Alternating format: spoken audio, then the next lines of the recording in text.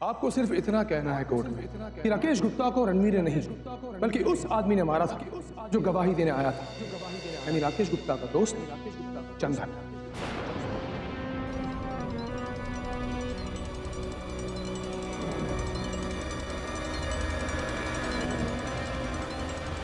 लेकिन मिस्टर सिंघानिया, आपने कोर्ट में तो कुछ और कहा था, वो सेल्फ डिफेंस। बिल्कुल सही फरमाया आलेख, लेकिन जब हालात बदलते हैं और विरोधी पार्टी एक नया मोड़ लाती है तो उस मोड़ को तोड़ने के लिए हमें भी नया मोड़ लाना पड़ता है।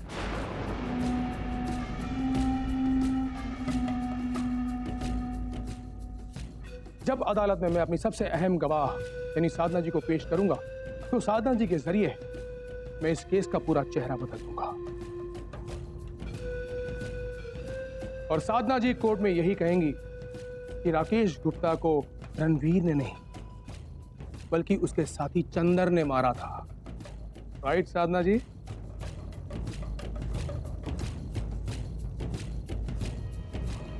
लेकिन ये तो सच नहीं है ना। सच्चाई क्या है हम सब जानते हैं साधना जी, लेकिन अगर रणवीर को बचाना है, अगर उसे बचाना है तो अदालत में आपको इस झूठ को सच बनाना होगा। आपको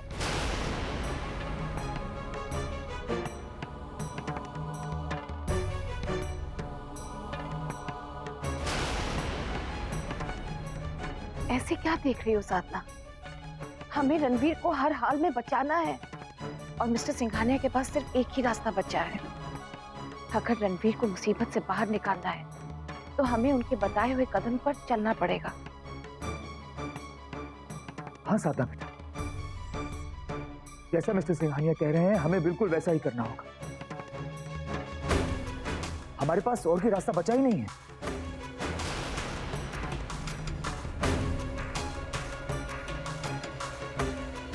साधना जी, इसमें घबराने वाली कोई बात नहीं, सब कुछ बहुत आसान और सिंपल है।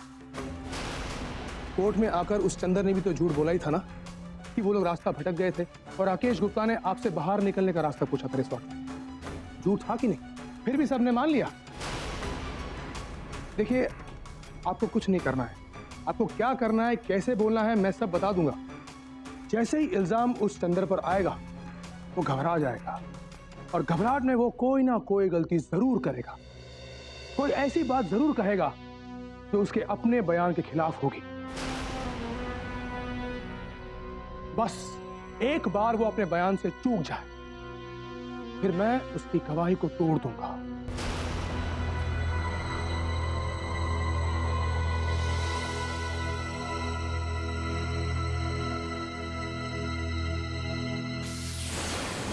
उसका एक झूठ उसकी गवाही को भरी अदालत में शक के दायरे में ले आएगा।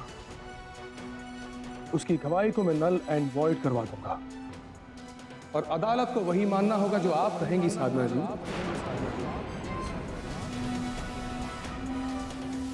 और आप वही कहेंगी जो मैंने आपको बताया है। इसीलिए कहते हैं ना, attack is the best form of defence.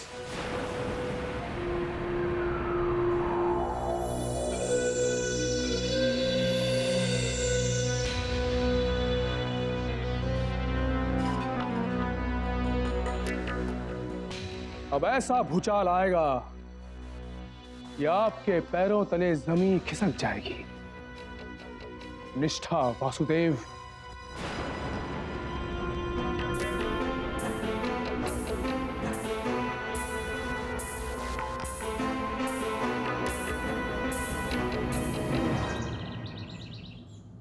फिर भी मालती, तुम्हें नहीं लगता कभी कभी तुम कुछ ज्यादा ही बोल देती हो? हाँ, अरे क्या जरूरत थी उनके सामने इतनी बातें सुनाने की? उन्हें तो क्या करती?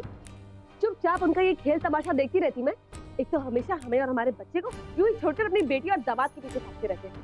वहां जाकर न जाने कितनी हमदर्दी जताती हुई और यहाँ उसी वकील के साथ गप्पे लड़ाते जो खुद रणवीर जी को सजा दिलाने पर तुली हुई। वाह भाई वाह, झूठ तो मैं बोलती नहीं, इसे कहते हैं मुंह में राम बगल में छुरी। हमारा कुछ नहीं हो सकता। तुम्हारा बड़ा हो सकता। जी, पहले ग्रेजुएशन किया, फिर LLB किया, फिर एक लॉ फर्म को ज्वाइन किया। तजुर्बे के लिए काफी कुछ सीखने को मिला वहां पर। और अब इतनी बड़ी वकील बन गई, बड़ी छोटी की बात नहीं है सर, मगर हाँ, अपने काम से संतुष्ट हूँ। जैसा कि आपने कहा था, ये जरूरी नहीं कि सच्चाई के रास्ते पर सफलता आसानी से मिल जाएगी, लेकिन मन का संतोष अवश्य मिलेगा। रातों को चैन की नींद सो पाओगी। और घर पे माफ करना, अगर नहीं बताना चाहती हो तो। नहीं नहीं सर, आपसे क्या छुपाना। शादी हुई थी मेरी, पर बाद में पता चला कि हमारे विचार जरा भी नहीं मिलते। घुटन बढ़ती गई तो फिर दोनों ने फैसला ले लिया। फैसला यानी? मेरा तलाक हो चुका है।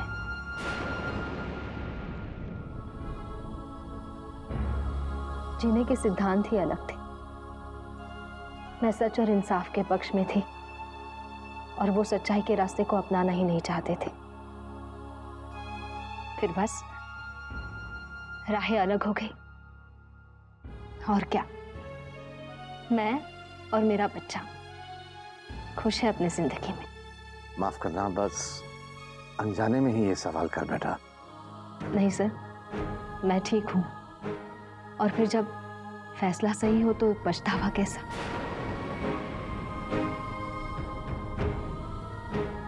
क्या नाम है बेटे का? सत्य। हाँ, सत्य। Thank you.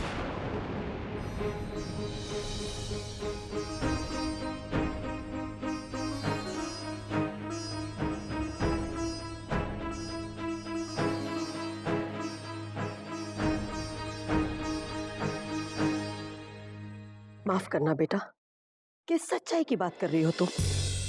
क्या वो सच जिससे तुम्हारा बसा बसाया घर उजड़ गया, या फिर वो सच जिसने तुम्हारे बच्चे के सर से अपने बाप का साया छीन लिया?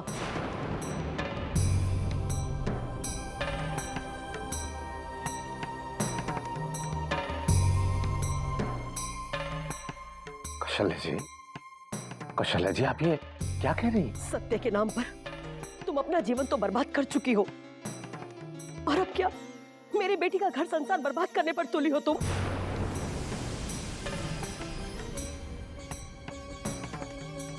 कौशल्या जी, ये आप क्या? नहीं जी, मेरी बेटी की जिंदगी का सवाल है। मैं चुप नहीं रहूंगी आज।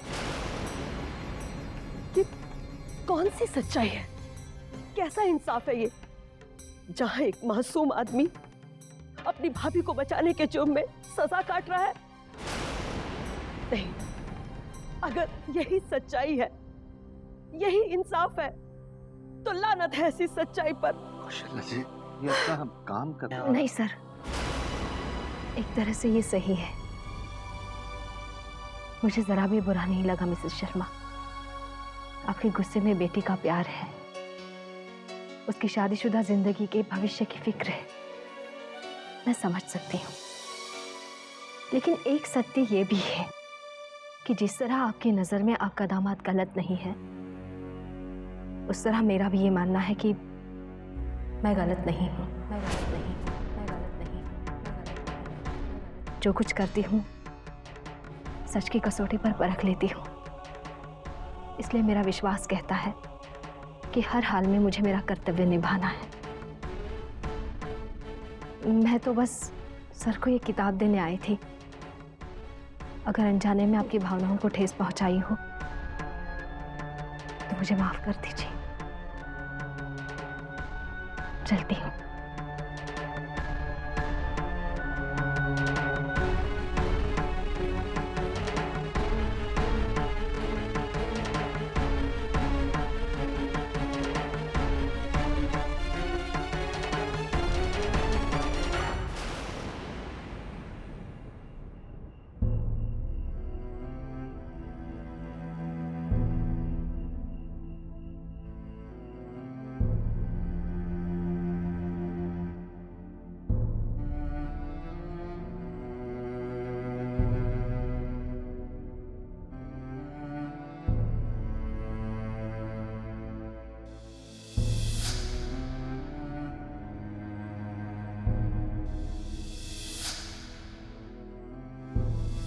आप तो मेरे रणवीर को वापस लेने गए थे ना? प्लीज प्लीज उन्हें वापस ले आई। मैं हार गया रणवीर।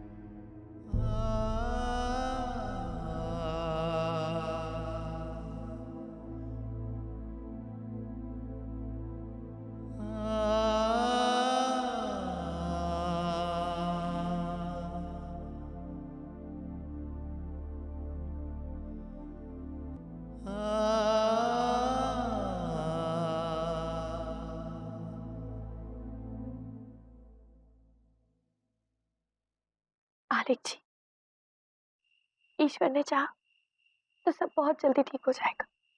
पूरी जिंदगी रणवीर ने मेरा कितना ख्याल रखा, और आज वो बिना किसी वजह इतना दर्द, इतनी मुश्किल में है। बड़ा भाई होकर भी मैं उसके लिए कुछ नहीं कर पाया। उसने मुझे हमेशा सहारा दिया। मुझे कभी ये महसूस नहीं होने दिया कि मैं ठीक नहीं। मैंने जब भी उससे कुछ मांगा उसने मुझे दिया, पर उसने मुझसे कभी कुछ नहीं मांगा। आज तक उसने मुझसे कभी कुछ नहीं मांगा साधना। ये तो मैंने उससे प्रॉमिस किया था कि मैं उसे जेल से छुड़वा के ले आऊंगा, और मैं अपना प्रॉमिस पूरा नहीं कर पाया। साधना, तुम्हें पता ना मिस्टर सिंघानिया ने तुमसे क्या कहा था? तुम्हें अपनी बात पे अड़े रहना होगा साधना, चाहे कुछ भी हो जाए। वो पब्लिक प्रोसिक्यूटर बहुत स्मार्ट है। वो इस तरह से बात करती है कि सामने वाला उसको सही समझे। वो तुम पर भी प्रेशर डालेगी, उल्टे सीधे सवाल पूछेगी तुमसे, पर तुम डरना मत साधना। आलिक जी, आपको क्या लगता है मेरे झूठ बोलने से क्या रणवीर जी छूट जाएंगे? मैं सच झूठ नहीं चाहता साधना। मैं सिर्फ इतना जानता हूँ कि मेरे भाई का कोई कसूर नहीं है। वो निर्दोष है। उसने कुछ नहीं किया। मुझे नहीं है वो। उसे जेल में नहीं, उसे अपने घर में होना चाहिए, हमारे साथ रागिनी के साथ।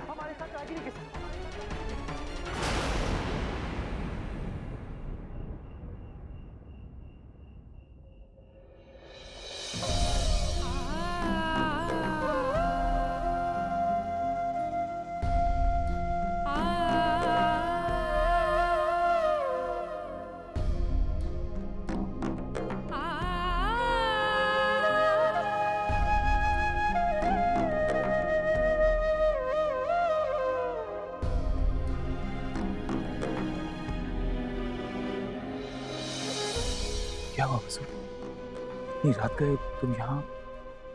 वो हमें नींद नहीं आ रही, अजीब सी बेचैनी हो रही है। जानता हूँ वसु, और समझ सकता हूँ कि तुम्हें किस बात की टेंशन है, but you don't worry, Ranveer बहुत जल्द ही घर आ जाएगा और सब कुछ पहले की तरह ठीक हो जाएगा, ट्रस्ट मी। साधना को लेकर हमें बहुत ज्यादा फिक्र हो रही है इंद्र जी। बहुत डर लग रहा है क्योंकि सब कुछ उस पर डिपेंड है। आपने उसका चेहरा देखा था जब मिस्टर सिंघानिया ने उसे छूट के नहीं कहा था? कितनी टेंशन में आ गई थी वो। आपको क्या लगता है वो कोर्ट में वही कहेगी ना जो उसे कहने के लिए कहा गया है? कम ऑन वसु, ये सब सोचकर अपने आप को परेशान मत करो। साधना की अपनी जिम्मेदारी समझती नहीं। वो जानती है कि रणवीर को बचाना अब सिर्फ उसी के हाथ में। जैसा मिस्टर सिंघानिया ने उसे समझाया है, आई एम श्योर वो बिल्कुल वैसा ही करेगी। उसे पता है कि अब इसके अलावा हमारे पास और कोई रास्ता नहीं है।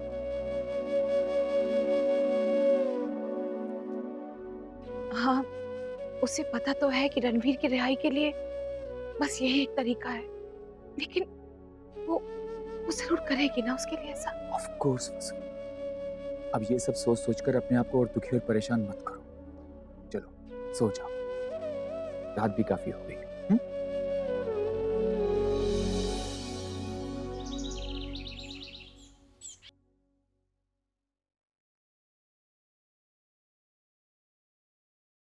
वीनू जी, आपका टिफिन नीचे टेबल पे रखा है, ले लेना। ठीक है। पता है वीनू जी, मैं ना रात भर यही सोचती रही कि वो निष्ठा बाबूजी से मिलने आई थी ना, हाँ तो आपको नहीं लगता वीनू जी कि हमें ये बात राजवंश परिवार को बता देनी चाहिए? मेरा मतलब है कि इस तरह जानी दुश्मन से मिलना और उसकी खातिरदारी करना, अगर हम ये सब बता देंगे ना तो इससे हमें ही फायदा होगा। पगला गई हो? बिल्कुल नहीं। मालती, मैंने उनकी बातें सुनी। निष्ठा बाबूजी की सिर्फ एक स्टूडेंट है और वो सिर्फ उनसे मिलने आई। का बात को बढ़ाओ मत। बात को नहीं बढ़ाए और बात खुद ब खुद बढ़ जाए तो कुछ ऊपर नीचे हो गया तो खामखा हम बीच में फंस जाएंगे ना। अगर तुम ये बात उनको बता दोगे तो कम से कम तुम तो बच जाओगे, राजवंश परिवार के और करीब आ जाओगे, फिर तरक्की भी जल्दी मिलेगी, है ना? मुझे ऑफिस के लिए देर हो गई। अरे इतना अच्छा आइडिया दिया था, मत मानो। कोशी, मुझे लगता है तुझे रागिनी से बात कर लेनी चाहिए बेटा। उसे बता दे कि दामाद जी सरकारी वकील निष्ठा को पहले से जानते हैं। अरे कहीं समधियों के कान में बात पड़ गई तो वो दामाद जी को गलत ना समझ लें। ससुराल का मामला है, जरा भी ऊंच नीच हो गई तो।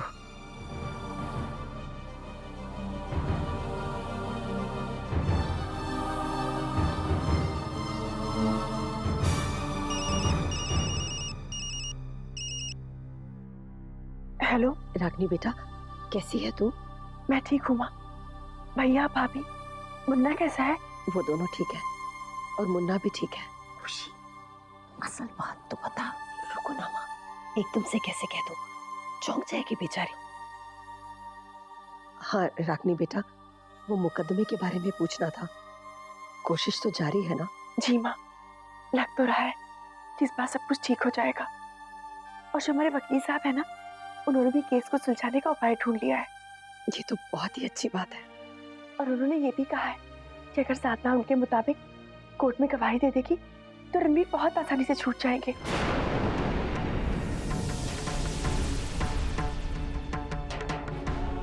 अगर मुकदमे का फैसला साधना की गवाही पे टिका है, तब तो रणवीर जी जेल से छूटने वाले नहीं है बेटा।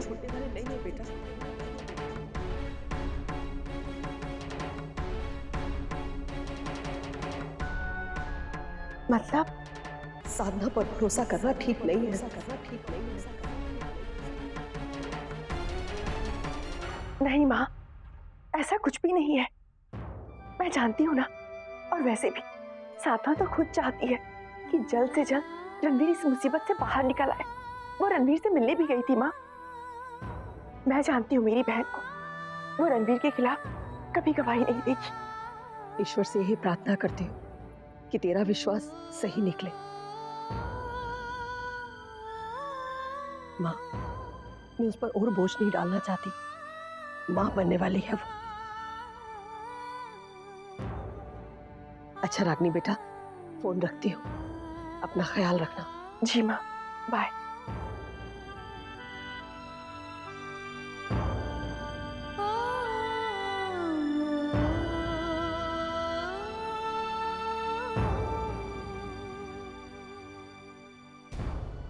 अगर मुकदमे का फैसला साधना की गवाही पे टिका है, तब तो रणवीर जी जेल से छूटने वाले नहीं है बेटा।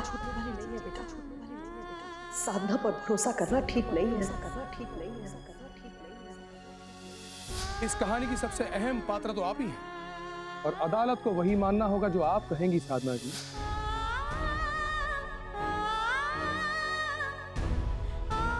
मिस्टर सिंघानिया के पास सिर्फ एक ही रास्ता बचा है। अगर रणवीर को मुसीबत से बाहर निकालना है तो हमें उनके बताए हुए कदम पर चलना पड़ेगा।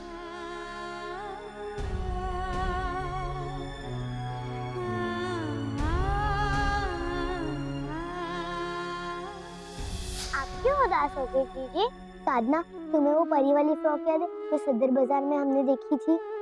साधना, मैंने माँ और बाबूजी से कहा था पर उन्होंने बोला कि नहीं, बहुत महंगी है, वो नहीं दिला सकते। लेकिन साधना, मुझे वो पोशाक चाहिए। अच्छा जीजी, आपके जो हमने बचाए हुए पैसे उस रात गिने थे ना? हाँ, मगर वो पूरे नहीं पड़ेंगे। कहाँ से आएंगे बाकी पैसे? आ जाएंगे जीजी।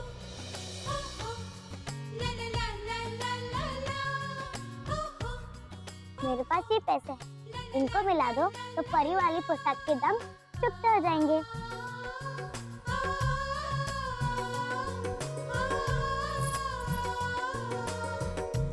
लो जीजी, गिन तो लो। इतने सारे पैसे कहाँ से हैं? बस बचा लिए थे आपके लिए। नहीं साधना, चाहे कोई कुछ भी कहे, मैं जानती हूँ कि तुम्हारे लिए मेरी खुशी बहुत ज्यादा मायने रखती है, क्योंकि तुम मुझे बहुत प्यार करती हो।